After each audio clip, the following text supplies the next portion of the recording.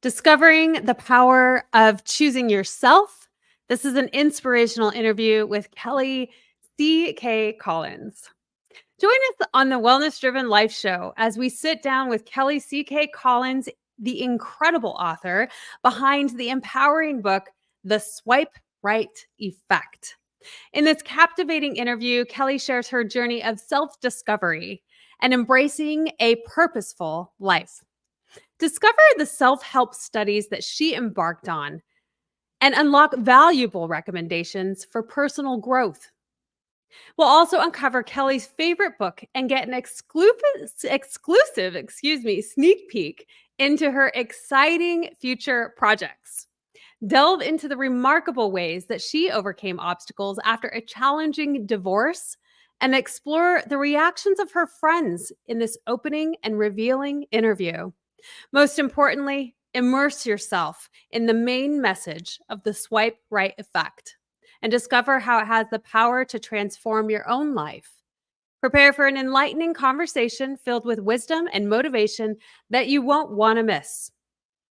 Welcome to the Wellness Driven Life Show, where you're about to go on a wellness driven ride.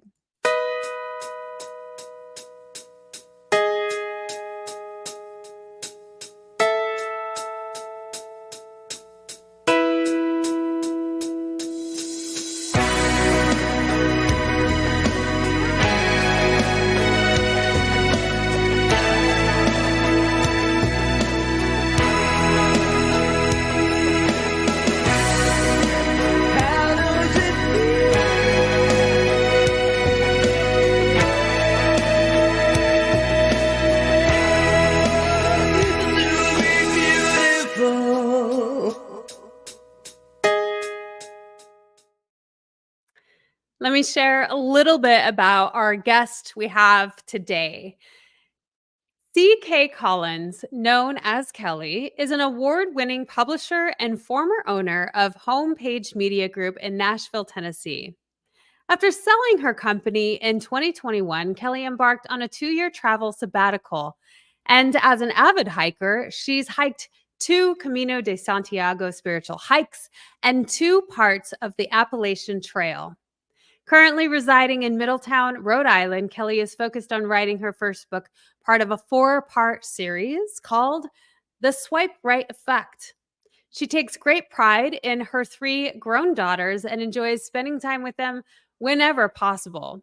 Please help me welcome Kelly. Hi, Hi. Kelly. Hello, April. Thank you for having me. Oh, my pleasure. It's so great to have you on the show. I'm really excited to talk about all of your travel adventures. But not only that, I mean, you're really taking advantage of that and seeing different parts of the world, but you're sharing that with the world as well. So let's get started. Tell the audience a little bit about you. Well, I have proud mom of 3 grown daughters, as you mentioned before, and I get to travel a lot to visit them because they live all over the United States, and that's really quite fun. The current journey I'm on really started in 2017. I had this trifecta of change in my life. And my last daughter graduated from college, and I had my 31-year marriage ended. And because of the divorce, I ended up selling my business. And so it's like all these things of how I identified myself and how I presented myself to the world were all gone or changed. And so I was starting this new life. And one of the first things I did was hike the Camino de Santiago in 2018. And that's truly one of the best things I've ever done for myself. It's just go out there and take 7 weeks to figure out who I want to be and what's next. And you loved it so much that you did it again. I did. And yes.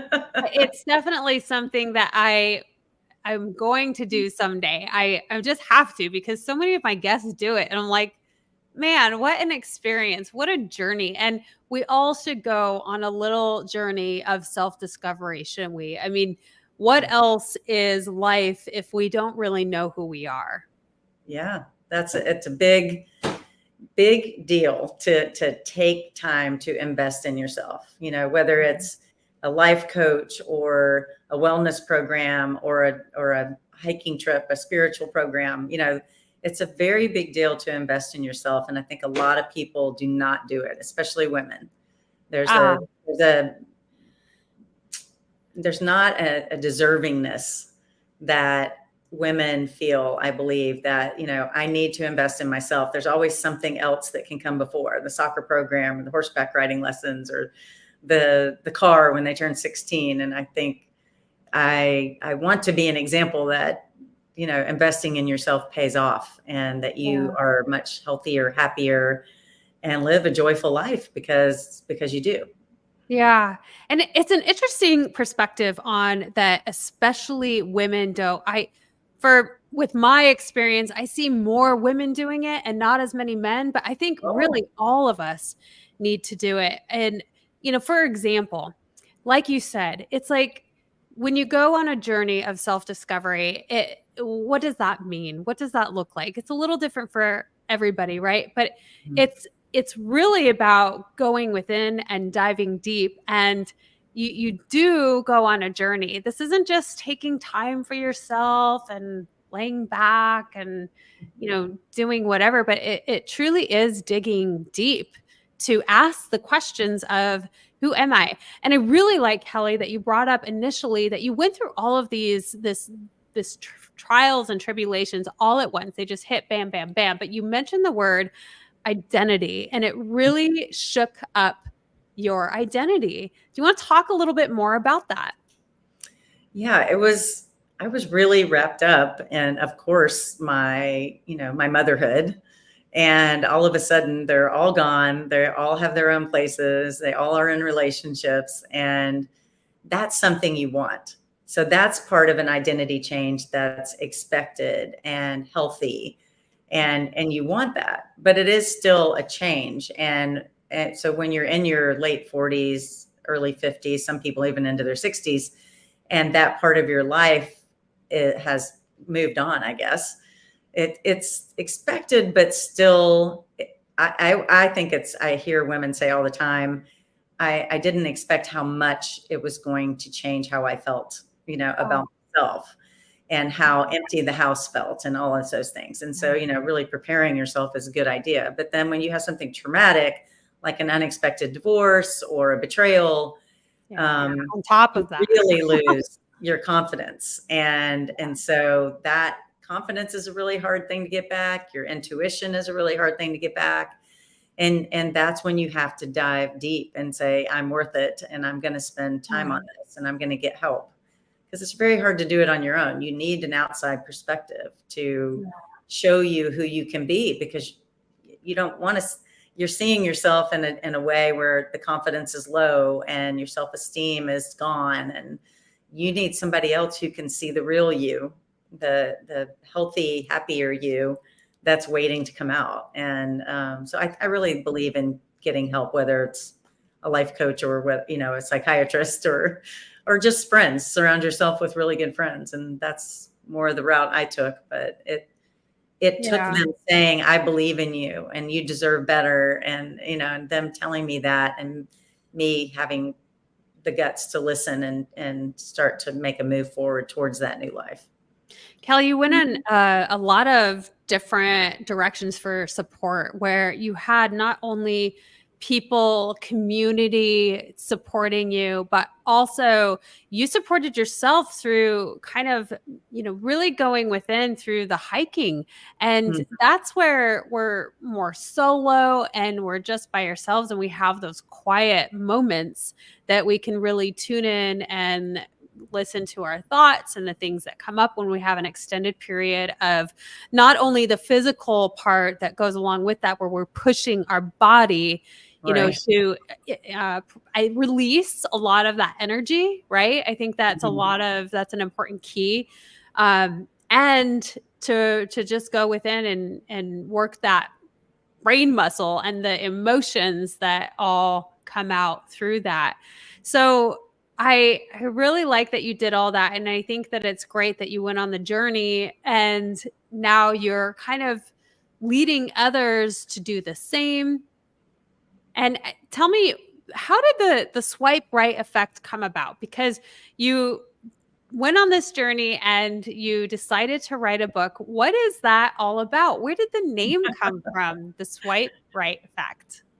Well, the book, well, so I ended up retiring. I sold the company and I worked there 3 years, and then I retired in October of 2021, and I traveled for a year, and I did a lot more hiking and a lot more solo travel and a lot more digging into, especially here's retirement, another big life change. So what do I want to do next? And I was like, I'll go back to work when I find my passion. I want to find my life purpose, my what's next. And so I'm traveling, and I'm really digging deep into gratitude.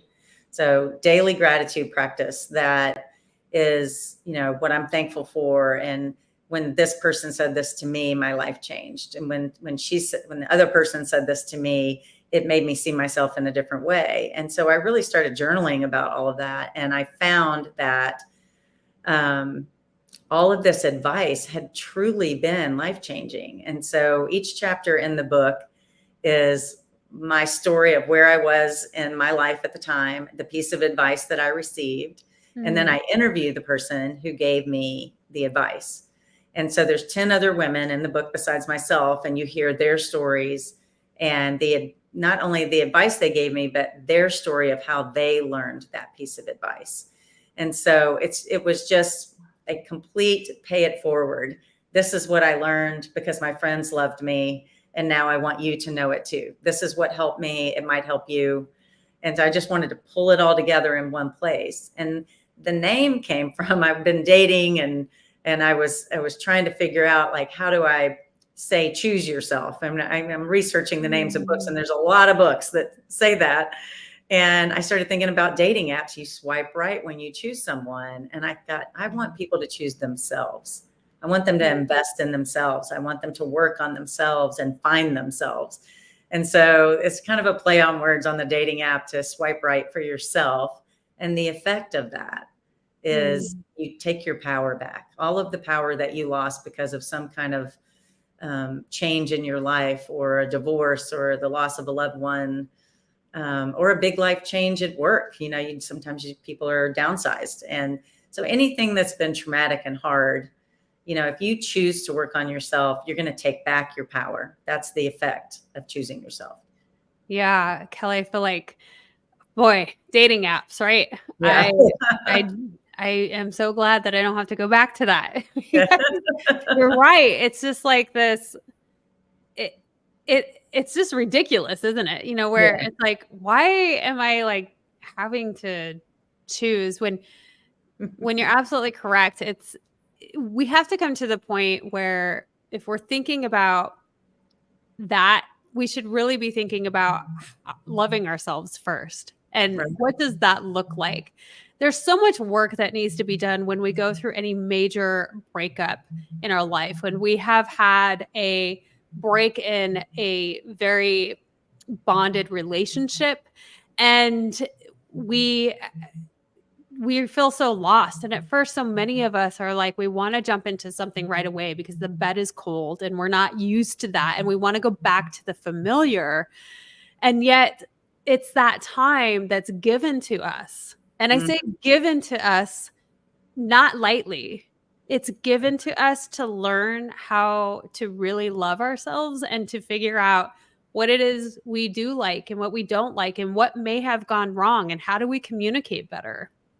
right. And how do you decide or figure out what fills you Yeah. without looking for that in someone else? I think the dating apps, especially right after a breakup, are about validation. You're seeking validation through other people's desire of you, or admiration of you, or they think you're beautiful, or they think you're smart, or, when what you really need to be doing is looking in the mirror and saying, you're beautiful, and you're kind, and you're loving, and you're empathetic, and you're smart, and you've got a cool life. You travel all over the world, and or your children are amazing, and they're that way because you helped raise them. And Mm. start loving yourself instead of looking for validation in other people.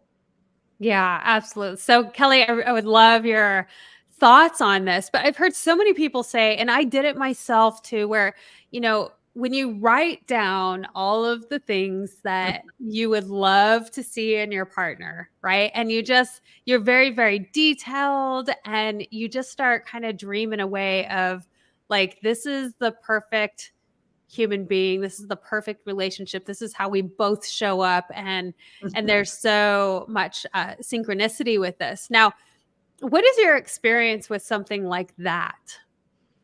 I did. I've really been into self-improvement and doing all kinds of courses, and I have a life coach and I have a business coach. I really have just been so into doing all of this since my divorce. And I find it so healing and so gratifying. Well, one of the things I did was it was a video series called Calling in the One by Catherine Woodward Thomas. Hmm. And in that course, she says, write down in, just single words, like everything that you want in your partner. And I think my list was like 19 or 20. And then and said, the next exercise is, okay, narrow it down to 5. And then Ah. she flips it on you and she says, now go be those things in the world. If that's Ah. what you're looking for, you have to be those things and then you will attract it. So if you want to travel, then travel. You're going to meet people who travel. If you want empathy, then show empathy. If you want, some kind of particular sport, or if you're into art, go do those things, go be those things, and you will attract your perfect person. I love that. I was just having a conversation with my guest a couple days ago on the show, and he concentrates on helping people find community. And he Mm. spoke about, where do you find the people that you want to hang out with? Like, what are they doing? And I just, it relates to me in such a way as go do the things that you want. If you want to be that, then be that. And so I really appreciate that insight. And I think many of our guests do too. And, you really, Kelly, hit such I'm like your perfect audience when it comes to kiddos leaving the nest and Yeah. having that identity crisis that goes along with it. It's the natural thing that happens, right? But when it happens, we just don't really know how to deal with it because we were so used to something for so long. We got into this rhythm of showing up for them for all the things and the ball games and cooking the meals. And you're in this habit system of having the family life. And especially when it comes to a spouse, right? That's what happens when we lose a partner Mhm. in whatever shape or form that is. And our relationships, when there's a shakeup in that, it is totally an identity crisis. So I appreciate you bringing that up. And just for the awareness of others that it's very, very common. It is. It's very common. And, as I was doing book tour, book discussions, book clubs, book signings, and I'm meeting all these women, I'm, anywhere from 45 to 65, maybe even a little younger. And I started seeing that common thread of, I love my life, but Mm. there's something missing. I feel a little bit of a void. I've raised my family, or I am raising my family, and I have a great career, or I had a great career, but there's something missing. Like, I really do love my life and I appreciate it, but there's something missing. And I read this book called Holy Moments that my cousins gave me. And I was developing a new program for women to figure out, like, to how to answer that question of what's missing. And I got the book, and it said that that doesn't mean something's wrong when you feel that way. It actually means something is very, very right. Your soul, your heart, your mind, and your body are telling you that you're being called to something new, that it's time Mhm. to start the next chapter. And he called it a sacred truth that you are supposed to go explore. And if you don't go explore it, it's a tragedy. That's what he said. And I was just like, wow, Ah. that is that is holy, it's a sacred call into the next part of your life. It's Mm. actually not a bad thing or something that needs to be fixed. It's a beautiful thing and it's a Yeah. wonderful thing. And you just have to find a way to step into that. And that was kind of my new life purpose was how can I help women do what I did and step into their life purpose? So I was just started working on creating a process for that and a program for that. And it's just been so exciting because every woman I talk to is just like, oh yeah, I definitely feel that way. I didn't know what it was. I And so love that, that's Kelly. a good thing. They're like, oh, cool.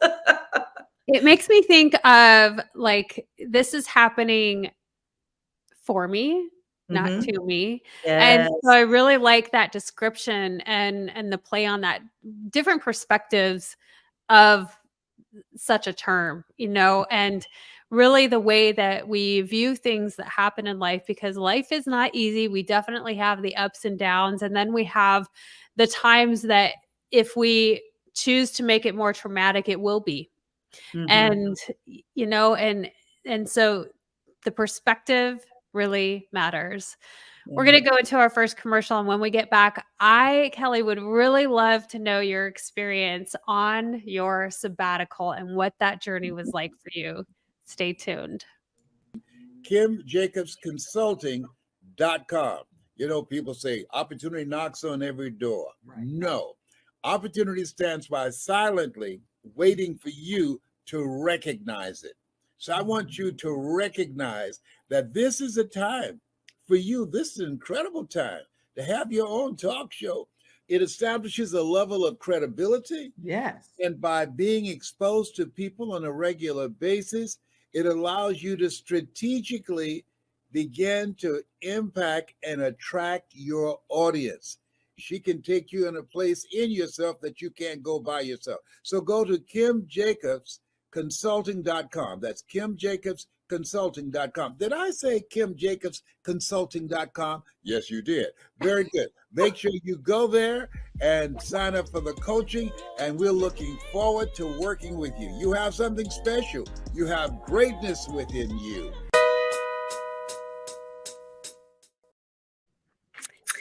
And one little notation on that. This is an exciting time, just like Les Brown said, because Kim Jacobs, who is my coach, obviously her mentor is Les Brown, and she is offering a interview session with the man himself. So if anyone's interested, I would jump on that right away. It's very exciting time. So back to you, Kelly. I want to know about your exciting adventures on the sabbatical. Like, how did you plan for the travel? What made you want to go in that direction? And why do you feel that it is such a healing aspect for you?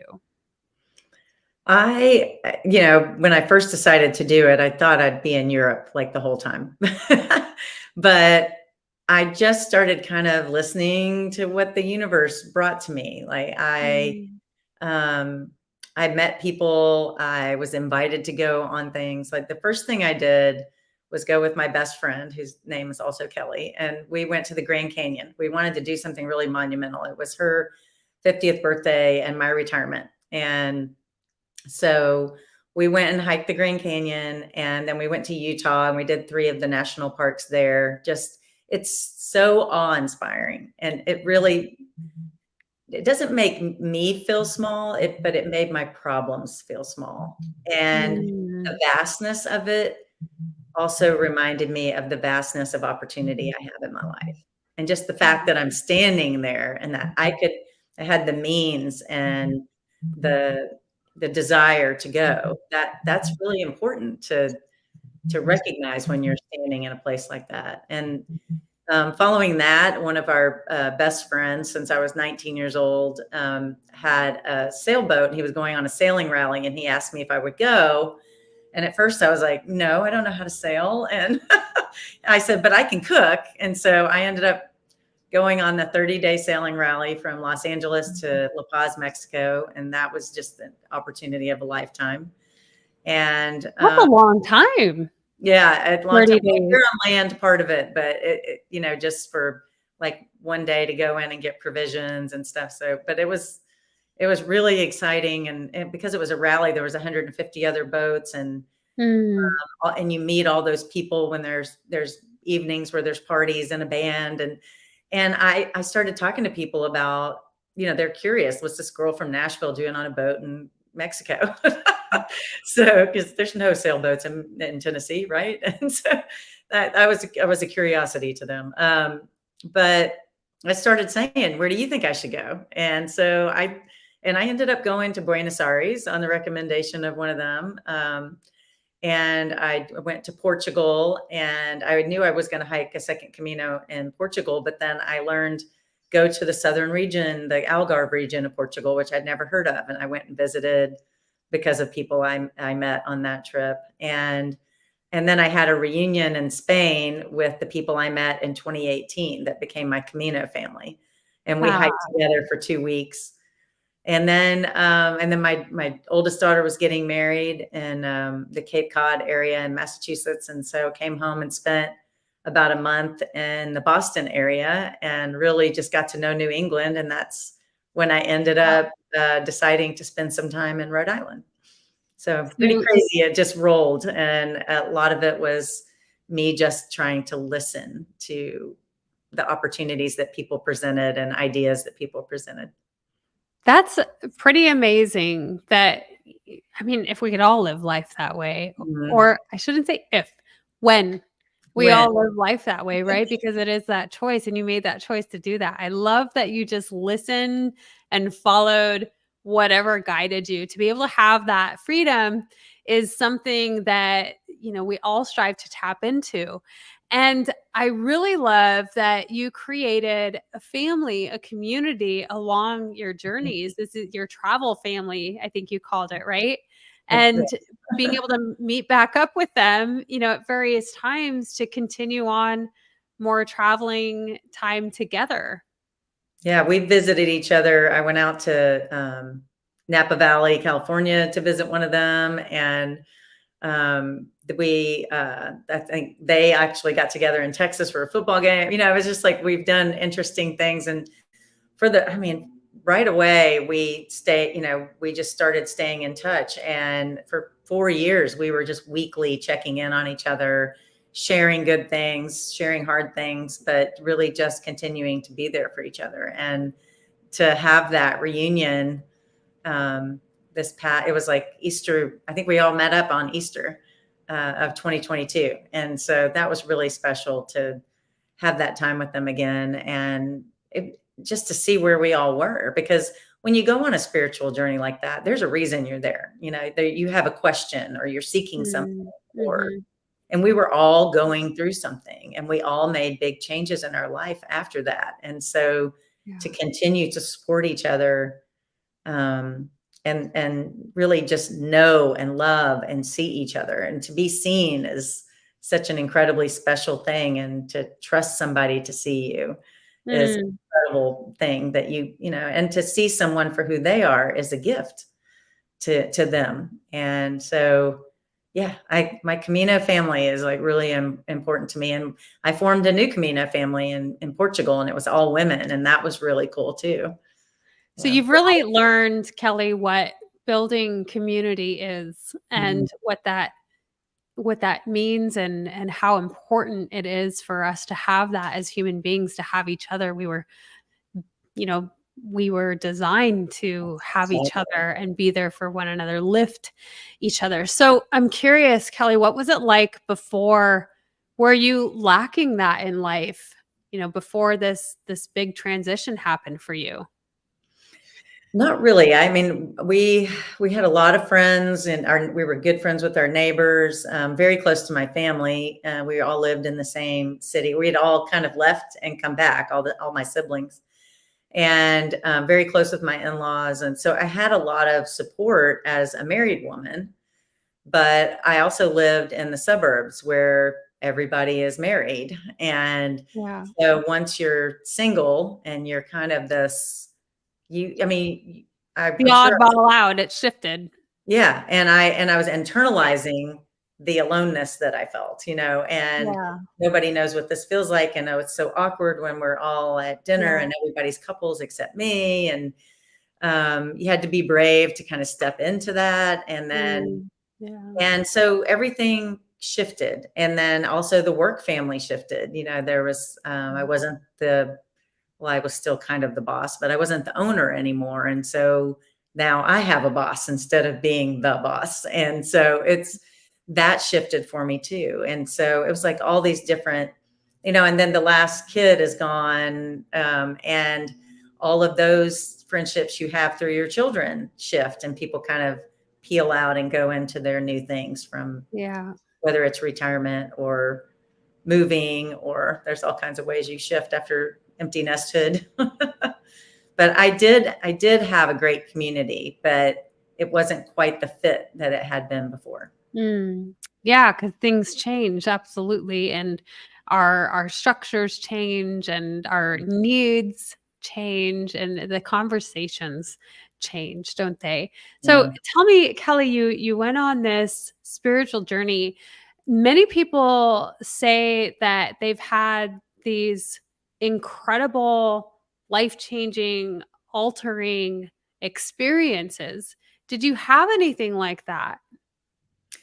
Yes, I love to tell this because I think it's impactful what happened. And so when you're hiking on the trail, you kind of very organically meet people, and you might just be like stopping to take a picture, or you might end up pacing along with someone, or you might see somebody who stays at the same hostel as you 3 nights in a row in 3 different places, and you just start talking, or you sit together with dinner, and you start revealing things about yourself. So within 4 questions, usually you're there to your why.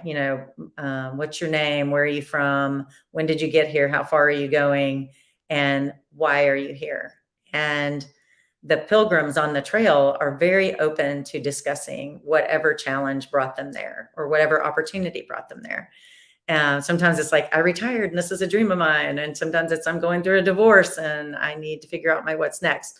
And so, but there was a lot of heartache. And Mm. people were so open to share it. I think there's something about knowing the other person that you're talking to also is walking 500 miles, and that they're there for a reason.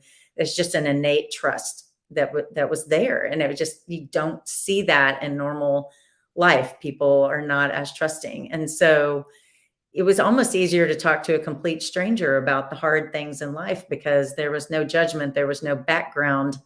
There was no, they knew your husband too. It was really just you and your story. And what I started to see is people were making space for each other. And I heard that term for the first time. And there was just like creating a safe space for someone to share. And so I just started learning that skill. And I've always been an empathetic person. I've always been a nice person. I've always wanted to help people. But I didn't understand the skill of just sitting back and listening and not Mm. interjecting myself. I was always like, oh, I completely understand how you feel. Or, oh, that happened to me too. Oh, I remember when that happened to me. And then I would tell my story. Well, that's not necessarily what the other person needs. What they need is for you to listen. And so I feel like when I learned the skill of creating space for someone, that made me a better mother, better daughter, better Mm. sister, better friend, better boss.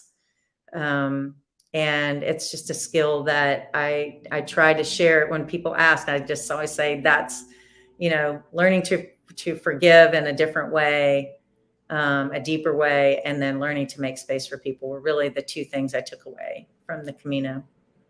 That is definitely something that we all should learn, right? And it's one of the most difficult things to learn, to really Mhm. listen, because we as human beings, so much we want to talk about ourselves, and it's just this natural thing that we do, and to be able to just sit there and be present with something and fully listen and take it in, um, is something that we have to practice and that we have to continue learning. But I think that when we have some life altering events, it's a little easier maybe to do that. Once we start kind of calming down and we're like, well, this is what it is. And now I'm going to flow with it and see what comes. I think because, Kelly, you are open to Mm. whatever came your way, whatever experiences came, and that you would just go along with it. I think that that really opened you up also to being able to fully listen to someone. Mm-hmm. For sure. And I think learning to be, Brene Brown talks about vulnerability being courageous. Yeah. And I never really thought of it that way. And I went through that whole experience with the Camino. And then I guess a year later, I see her Call to Courage video on Netflix. And Mhm. she talks about, um, people who really end up making a difference don't do that by just, something automatically being easy for them. I mean, they had to be vulnerable. They had to take a risk. They had to believe in themselves, and they had to be courageous. And so, it is a courageous thing to believe in yourself. It is a courageous thing to invest in yourself. And, but being vulnerable and being a safe place for someone else to be vulnerable is, I think it's a gift. I think it's something that you give someone that they don't forget. Mm. Sometimes people remember what you didn't say more than what you did. It's how you made them feel, not what you said. I think too, it's also reteaching the gift of that. Mhm. And, showing somebody that grace, and then they in turn want to show somebody else that. So, moving along with that lesson and knowledge, you interviewed so many different people. And especially for your book, I think that that is courageous. And what a brilliant idea to be able to interview the people who really were the ones who impacted you the most, who gave you great advice. What made you make that decision? And I know you've talked a little bit about that you didn't really hear the feedback maybe that you were expecting from your friends or other people when you went through that process. Yeah, sometimes I didn't like what they said to me. And yet 3 months later, I'm in another situation, and I'm like, "Oh, that's what she meant. That's Mm, why she asked me that." And then because we'd had that conversation, I was prepared in the moment, but I didn't know I was being prepared when the hard question was asked of me. And so, mm, for example, Allison in the book says, is it possibility that, that your husband betrayed you and you had to move on because you were meant to do something greater than what you would have done had you stayed married to him? That there's a greater calling for you and you wouldn't have been able to find it. And I did not want to hear that when she said it. And it was really difficult to try to imagine that something that was the worst thing that had ever happened to me in my life was for the greater good. And so there's really conversations like that I want to, hopefully trigger some thoughts within someone else that could that be true of me? And there's yeah.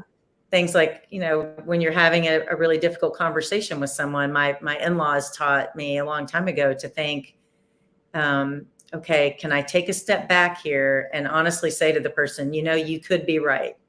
Maybe we're both just not seeing clearly right now. And so you Yeah. could be right. And so I'm going to take a step back. So it's a small little thing in the overall picture of life. But if you can learn to think, oh, okay, I'm not always right. And this person could be right. Or maybe we're both right. And we just need to bring it together Yeah. to have a better understanding of each other.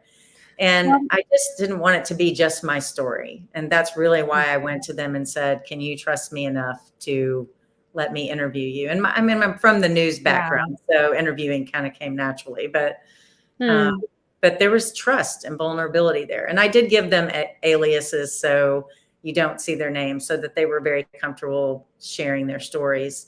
And because I'm from Nashville, I gave them all country music star names like Loretta and Dolly and I love that.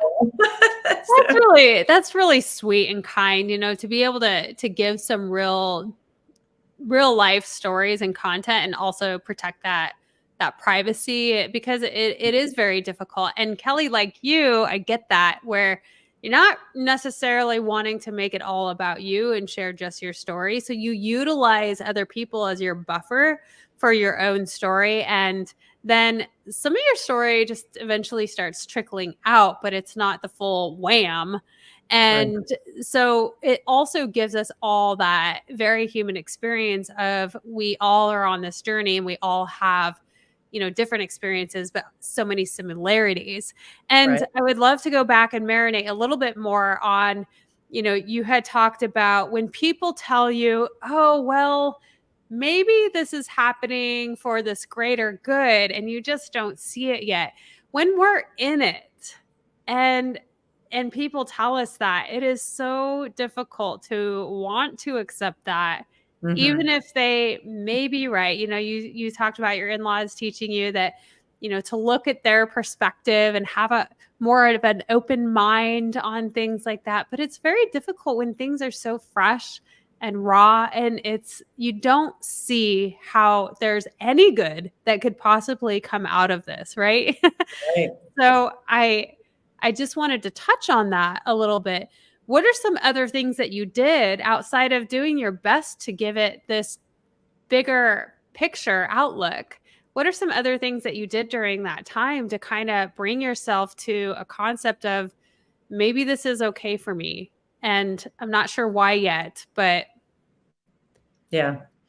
Well, I think it was really important I my sister-in-law gave me a bracelet that right away, like the day I told her about we're getting a divorce, and she brought me a bracelet that said, I am enough. And then she gave me another bracelet that said, my story is not over. And aw, sisters are being a great. writer, yeah, being a writer, like that was kind of a big deal to think, oh yeah, I'm going on. Like I have a future. But the Yeah. I am enough was a really big deal to me. And people would stop me. Like I remember sitting at getting my nails done at, getting a manicure, and somebody saw that bracelet on my arm and they said, I'm really glad I saw that today. Like I needed that. Do you know where Mm, that bracelet came from? And I was like, no, but I'll find out. And I texted my sister-in-law right away. But so a lot of people were touched by that. And now I see it a lot. In fact, I have a big sweatshirt that says, you are enough.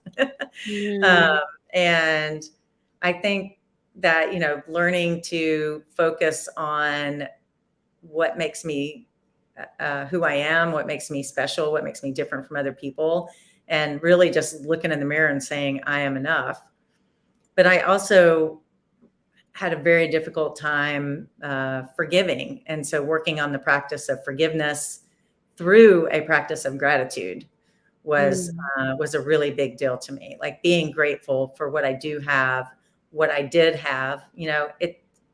It doesn't mean it went away. What I did have, I did have a good marriage. I did have three beautiful children, and we had a lovely home. And our families are, big loving family of 18 people just in the neighborhoods, right? And so learning to be grateful for what I did have, even if I don't still have it. And then that led me to, the practice of learning to forgive. And Yeah. so I think that really just constantly, we have that negative thought that comes in, just smother it with a positive one. Let that negativity roll out, and try to think of something that is so great in your life that nobody else has. This is your one thing and it's yours. So those were very, very powerful for you to have during those times. Yeah. And I love that, the bracelet concept is a really neat thing where we can really wear some sort of powerful saying so others can see it, because you're right. You never know if somebody really needs to see and hear that message. And Hmm. you don't have to say anything. It's just there. It's just like, you should know this, that, you are enough, and all of those things. So, Kelly, those were really great messages that you had, tools that you had during the times. What are some of the tools that you utilize on a day in and day out basis now that, to help keep your well-being in check? I mean, I do morning and an evening meditation. In the beginning, I couldn't meditate because Mm, there was just so much noise yeah. and so much regret and so much pain. And so I just started off meditating with the I am enough, and I would just repeat it. So it was kind of like a meditation mantra. Ah, And I moved on to I am enough because, and then, would focus Oh, that somebody there you told me go. they loved about me. Yeah. And now, I mean, I really moved into guided meditations, and that really was helpful.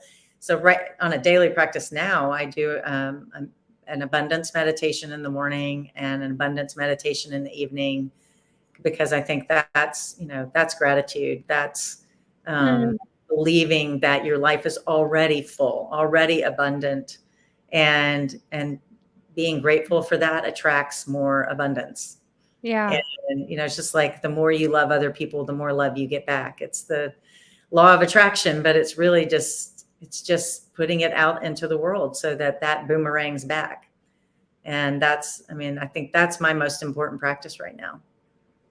I really like that you touched on that in the beginning and Mm-hmm. kind of that journey through the meditation, because meditation, I feel too, is one of the key things that really brings us to that world that we don't get to live. It's like that moment of peace and creation where we can just escape to and really start creating the reality that we want. So there's so much power in meditation, and many people in the beginning, they're like, well, I can't because there's too much noise. And so I really like that you again touched on that and shared that, at first I just said these 3 words, and then it went on to these 4 words, and it was just like, but I went into this continued practice daily of reminding myself.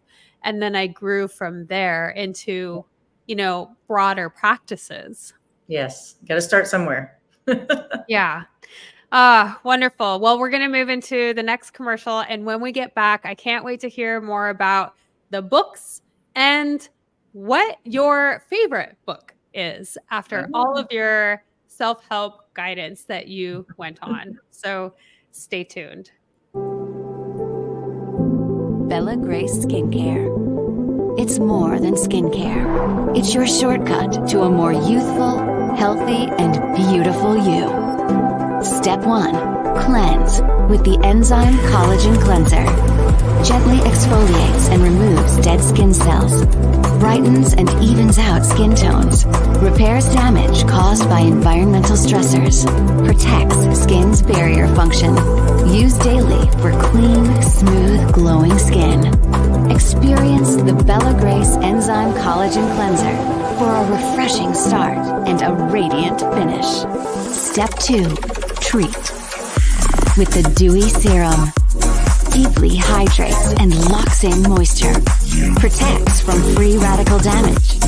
Targets multiple signs of aging. Boosts microcirculation. Revealing a youthful, radiant, dewy complexion. Dewy Serum goes beyond ordinary skincare, leading you to a realm of glowing, rejuvenated beauty. Step 3. Replenish with the Collagen Plumping Moisturizer. Reduces fine lines and wrinkles. Deeply hydrates. Boosts collagen production. Firms and smooths the skin. Experience an intense surge of moisture that leaves your skin feeling supple and soft to the touch. Celebrate your skin and elevate your beauty with Bella Grace Skincare.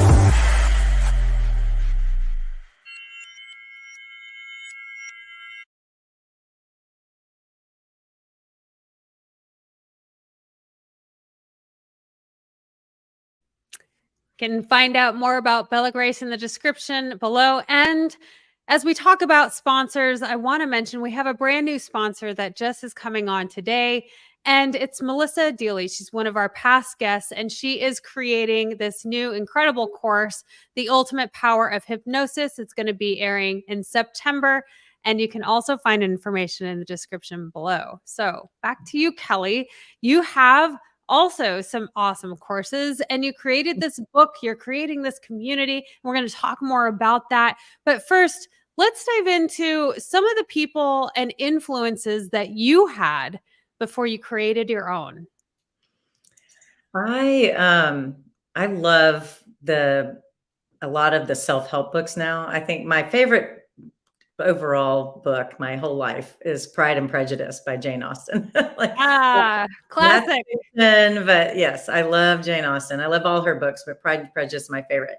And it's because of how the people interact with each other, Mm, how she shows you how your pride can actually hold you back, and yeah. how things that you see as, you know, being superior to people like really create prejudice in your life. I think there's so many amazing messages, and that's definitely my favorite book.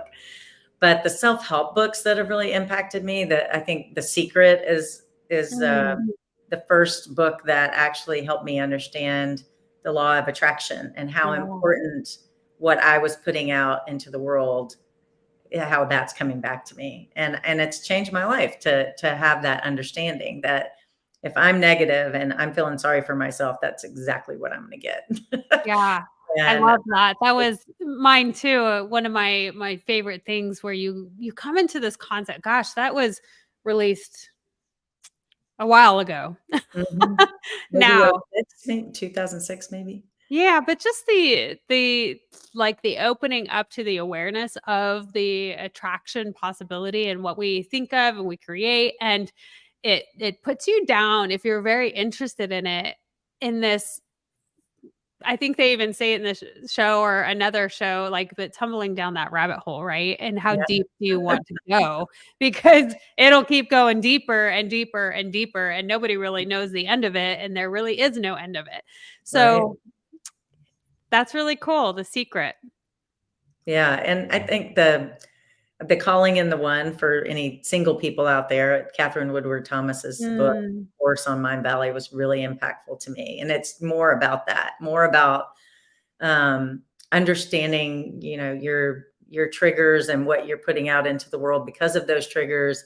You know, what happens to you as a child or as a young adult, you know, still can be manifesting inside you. And so mhm, dealing with that, and then understanding that what we talked about earlier, that what you're, you know, what you want in a partner, you need to be. And I think that was probably my biggest takeaway.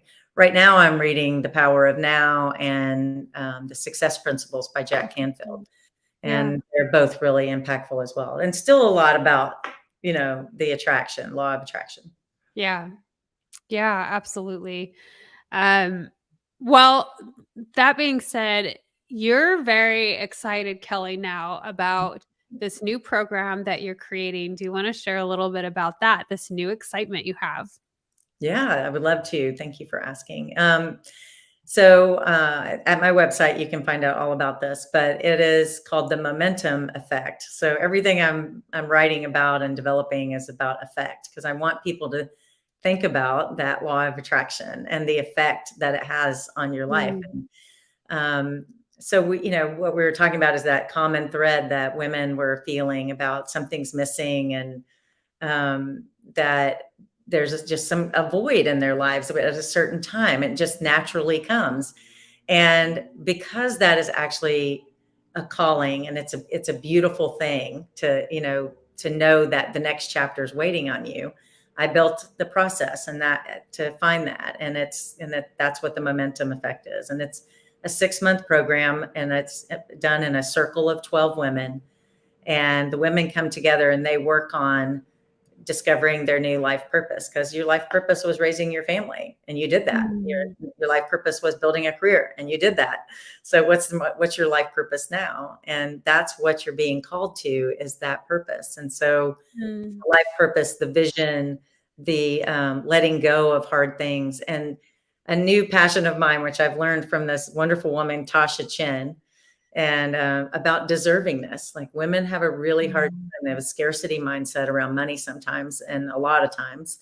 And she teaches, she's just so passionate about deservingness and understanding that what we work for, we deserve. And sometimes what others work for, you know, if you're an at-home mom, you still deserve that. And there's just some beautiful lessons. So the program is 6 master classes. Every month is a new master class on those topics I was bringing up. And then we also get in mastermind format, where the 12 women come together every month and share what they learned from the master class and what they got out of the empowerment practices that they'll have as homework.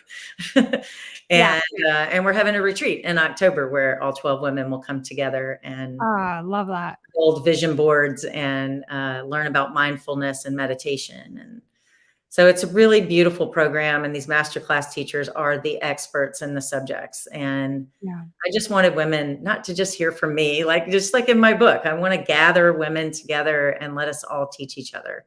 Let us learn from each other, support each other, stand in solidarity with each other Mhm. while we figure out our what's next. And so Our that's what it's providing, a way to figure out your what's next. That's awesome. Our stories are so powerful. So I'm curious, Kelly, is there something behind the number 12 for 12 women? Oh gosh. I just knew from the beginning it was going to be 12. So it just kind of came to me. But I do feel like there's in numerology there, there is a lot of power in the 12. And somebody even said there needs to be 11 of them because 11 is also a powerful number and you are number 12. And so it's been funny how people give me their opinions on the 12. And I think 10 is also great, if it ends up being 10 instead of 12, but not really, other than I just kind of went into a meditative state when I wrote about all of that. I just basically wrote a book. And it all just kind of flowed through me. It felt very, like the universe, God, somebody was giving it to me so that I could pass it on to other women, just like the book. And so I don't know. It just came to me. Kelly, you have this incredible collaboration of stories, of interviews in your book. Is there one specific one that really, really hit you hard or really moved you? Yeah, forgiveness, because I think it's the hardest thing for everybody. And it was the last chapter I wrote. The book was written and I knew, and forgiveness was part of another chapter.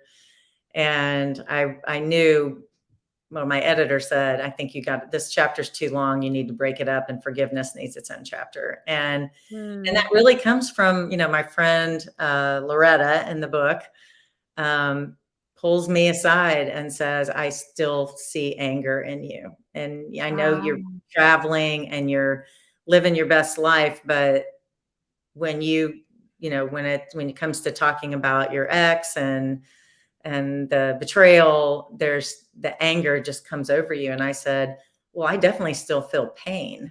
I don't feel anger. And she said, well, whether it's pain or anger, you haven't dealt with it. And Yeah. so that's when she introduced The Secret to me.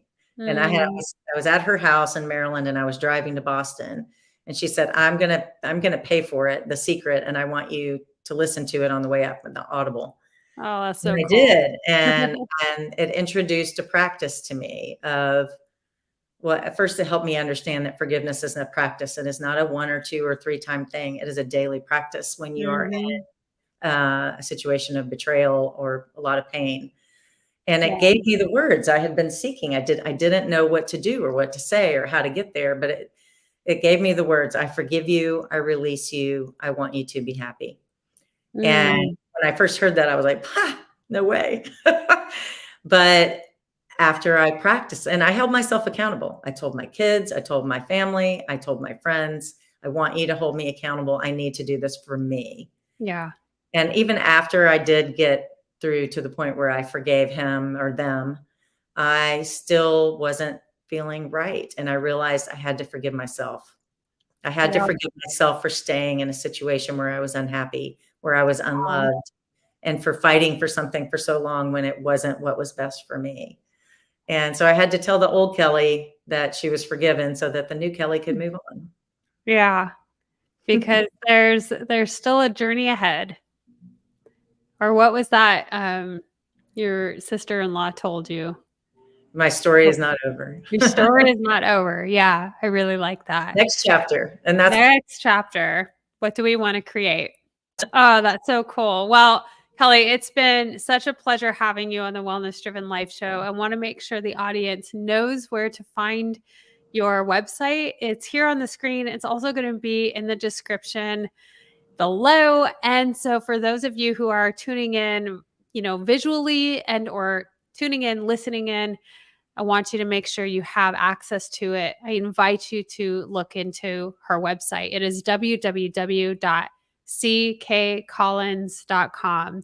That is COLLINS.com. So, Kelly, is there anything else that you would like to share with the audience today?